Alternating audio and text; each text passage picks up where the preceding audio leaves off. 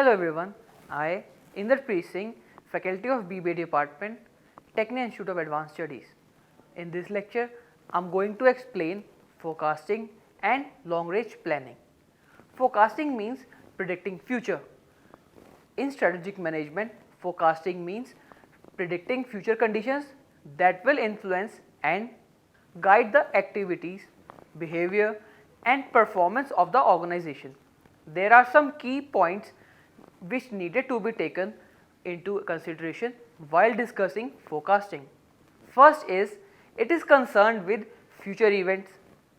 Second is, it is done by analyzing past and present relevant event. You need to study past and present before going to forecast future. Next is, forecasting are made on the basis of data collected from within and outside, that is internal as well as external source.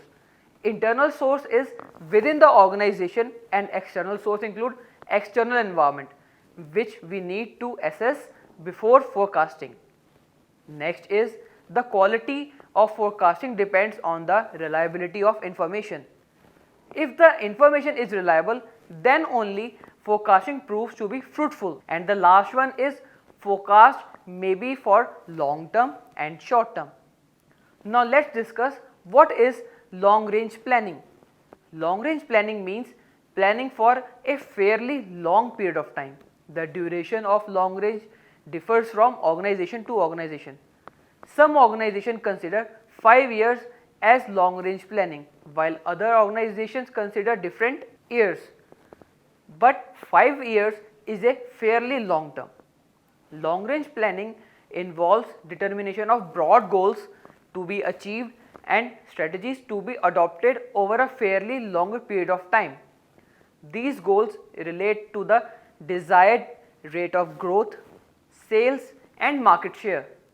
Long range planning thus defines the future scope of business enterprise. Long range planning is very important and necessary for industries due to the following reasons.